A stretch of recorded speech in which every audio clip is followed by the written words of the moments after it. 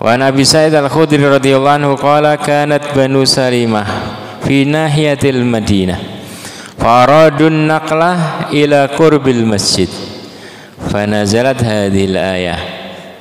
Abu Sa'id Al-Khudri menuturkan Banu Salimah ini tinggalnya di pojokan Madinah dan mereka pengen pindah dekat masjid, maka turun ayat ini, fanazalat hadhil ayah, inna nahnu nuhyil mauta wa naktubu ma qaddamu wa atharahum.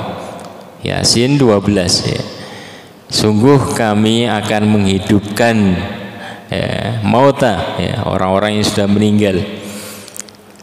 Kemudian wa naktubu ma qaddamu, dan kami tulis segala amal perbuatan yang mereka kerjakan, wa atharahum, demikian juga langkah-langkah mereka menuju masjid.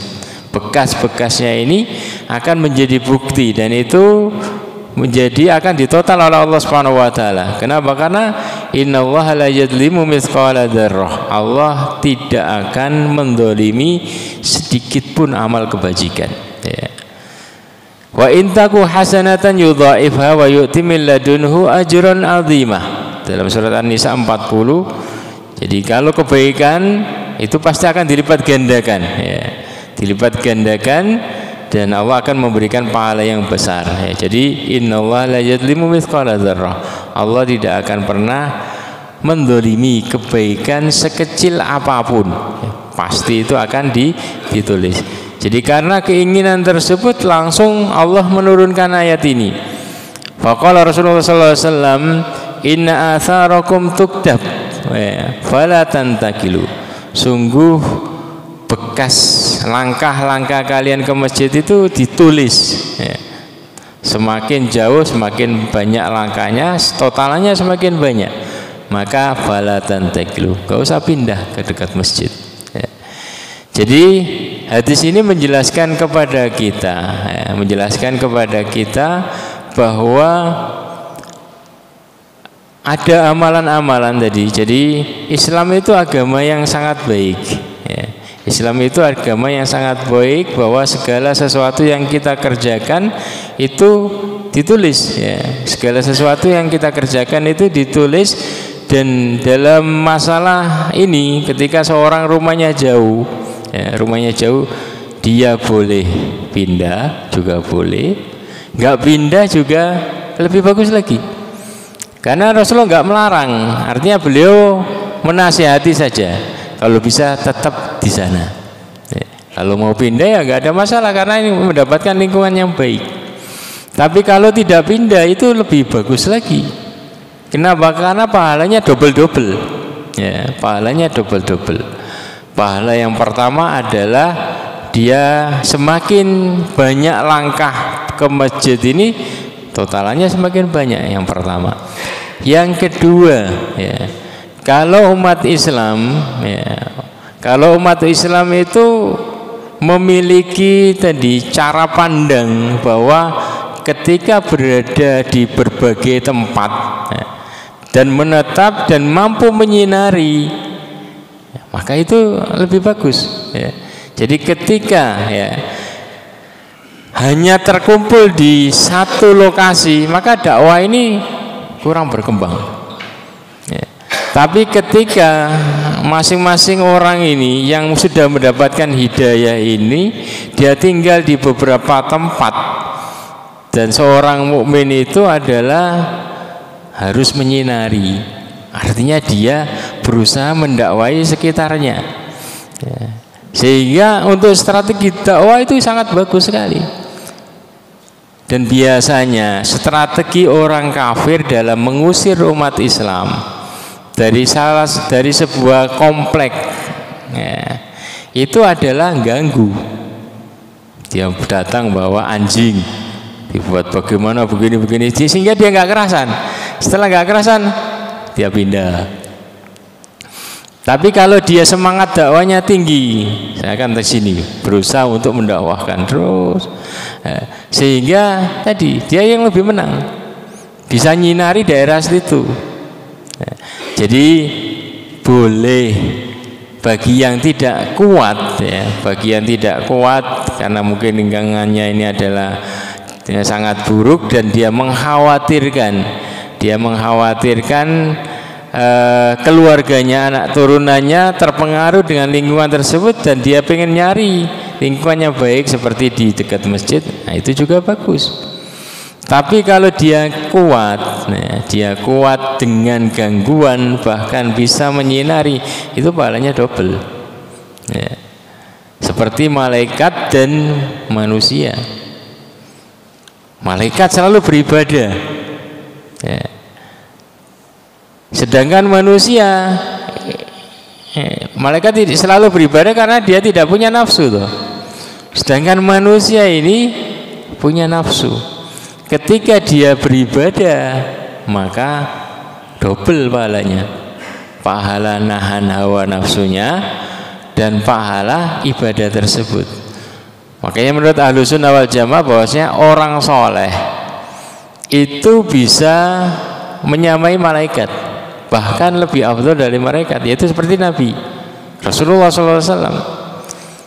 Buktinya bagaimana? Yaitu ketika Isra Mi'raj, Sidratul langit ketujuh itu, malaikat itu berhenti di situ, naik ke atas. Dia mempersilahkan Nabi Muhammad untuk langsung naik ke atas karena tempat dia hanya di situ.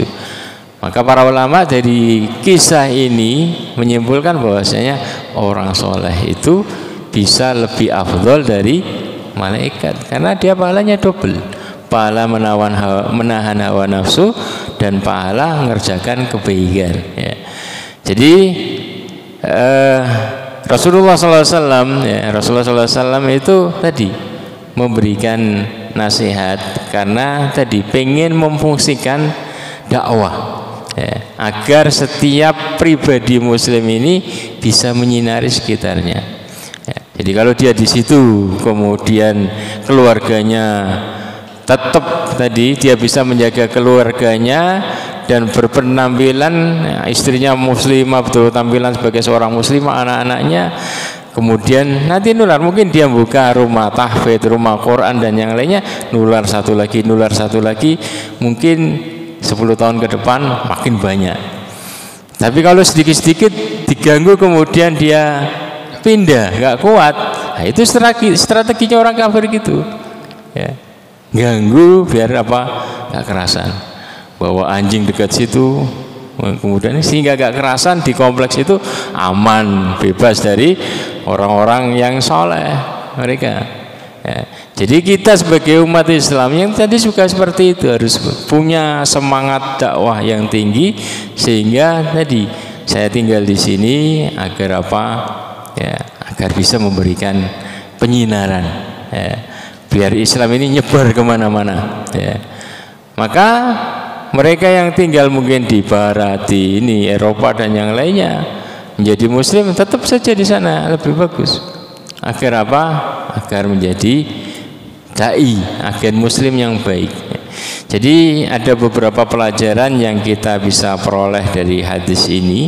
Yang pertama adalah besarnya pahala yang diberikan sesuai dengan usaha yang dilakukan ya. Jadi besarnya pahala yang diberikan itu sesuai dengan usaha yang dilakukan, sehingga setiap muslim itu akan bergembira dengan keadaannya, tidak mudah frustasi, kok saya begini serba susah, kok saya begini. Kalau dia ingat ini maka dia akan seneng, kok agak susah begini, kok jauh dan yang lainnya. Dia tenang, ingat bahwasanya setiap usaha, setiap langkah, setiap kesusahan bagi seorang muslim ini tidak ada yang sia-sia, karena Allah akan kasih pahala ya. Sebagaimana hadis Nabi SAW, beliau bersabda kepada Aisyah, ajruki ala qadri nasobiki tak bigi ya. Jadi pahala kamu itu sesuai dengan kadar rasa capekmu dalam mengerjakan sebuah ibadah ya. Artinya adanya fasilitas-fasilitas, satu masjid ada fasilitas, ini enggak ada fasilitas ya. Ini tadi ya, mungkin yang ada gangguan masjidnya panas dan yang lainnya, tapi dia bersabar di situ, mungkin dia lebih banyak pahalanya. Kenapa? Karena tadi dia mengerjakan ibadah, kemudian ada kesusahan dalam mengerjakan ibadah tersebut. Ya. Tapi seorang muslim itu dinasihati oleh Rasulullah SAW itu adalah ketika beliau mau memimpin peperangan, maka beliau menasihati, beliau katakan la tatamannau liqa'al adu, jangan berangan-angan ketemu dengan musuh padahal sudah mau ketemu ini ya. Agar apa? Agar bergeraknya bukan karena emosi ya. Jangan berangan-angan ketemu dengan musuh. Was'alullahal afiyah, mintalah kepada Allah keselamatan ya.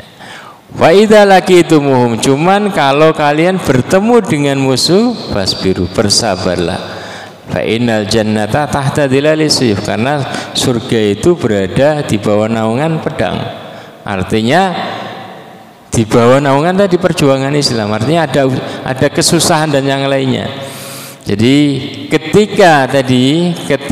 artinya gini ya, kalau di depannya itu nyaman ya, mungkin masjidnya ini adalah ber-AC, jangan kemudian berangan-angan, oh saya mau cari masjid yang panas saja biar pahalanya lebih banyak. Tapi Rasulullah katakan was'alullahal afiyah ya. Jadi nikmati ketika ada rasa aman, ketika ada kenyamanan, nikmati ya. Jangan cari yang susah-susah ya. Tapi kalau kondisimu susah, jangan ngeluh, bersabarlah, karena nanti di setiap kesusahan itu ada pahala yang Allah berikan. Kemudian dalam hadis yang lain Rasulullah SAW bersabda kepada Aisyah, innalaki minal ajri ala qadri nasobiki wa nafaqatiki, riwayat Hakim. Jadi sesungguhnya engkau wahai Aisyah akan mendapatkan pahala sesuai dengan kadar capekmu, kesusahan yang engkau dapat. Wa nafaqatika, demikian juga sesuai dengan kadar uang yang engkau keluarkan untuk mengerjakan ibadah tersebut ya. Jadi kalau seseorang itu pergi umroh atau pergi haji, itu totalannya banyak. Kenapa? Karena totalan capek. Demikian juga totalan uang yang dikeluarkan ya. Jadi semakin banyak ya semakin besar. Yang penting tadi niatnya betul-betul lillah ya, maka itu akan mendapatkan totalan ya. Kemudian dalam riwayat yang lain Rasulullah SAW juga mengatakan innama ajruki fi umrotiki ala qadri nafaqatiki ya. Sesungguhnya pahala yang akan kau terima itu dalam mengerjakan umroh itu sesuai dengan kadar nafkah uang yang engkau keluarkan ya. Jadi harus diperhatikan ukuran besarnya pahala itu harus dikaitkan dengan dalil. Tidak boleh seperti tadi saya pengen kemudian begini mempersusah diri agar pahalanya semakin banyak. Tapi ini dikembalikan kepada dalil. Seperti waqad yafdulul amal al-qalil ala katsir, karena terkadang amal yang kecil itu pahalanya lebih besar daripada amal yang banyak. Contohnya qasrus shalah afdal minal itmam lil musafir. Jadi seorang musafir itu pahalanya lebih besar dia mengqasar sholatnya daripada sholatnya dia full kalau sendiri loh ya. Kenapa? Karena Rasulullah SAW selalu mengqasar sholat ketika musafir ya. Jadi tidak selalunya yang susah itu lebih besar pahalanya daripada yang tidak susah, tapi ini dikembalikan kepada dalil ya. Terkadang seperti itu. Kalau kita berada di atas dalil dan kondisi kita ini susah, maka itu yang benar ya. Kemudian contoh yang lain adalah as-salatu marrah fil jamaah afdal min fi'liha wahdahu khamsan wa ishrina marrah. Seorang yang sholat secara berjamaah sekali, ya, itu lebih besar pahalanya daripada dia sholat 25 kali sendirian, ya. Lebih berat mana? Lebih berat 25 kali. Tapi pahalanya lebih besar sekali berjamaah. Kenapa? Karena sesuai dengan dalil. Ya. Jadi demikian juga takhfif rokaatil fajri afdal min tatwiliha. Ngerjakan sholat sunnah fajar dengan ringan, baca hanya qul ya ayyuhal kafirun dan qul huwallahu ahad, ini lebih besar pahalanya daripada dia sholat sunnah fajar baca surat Al-Baqarah. Nah, kenapa? Karena Rasulullah selalu mengerjakan pendek untuk sholat sunnah fajar, ya. Li'annahul ma'hud min fi'lihi sallallahu alaihi wasallam ghaliban. Karena itu yang selalu dikerjakan Rasulullah sallallahu alaihi wasallam seperti itu. Jadi nggak boleh kemudian ngarang-ngarang sendiri, mempersusah diri.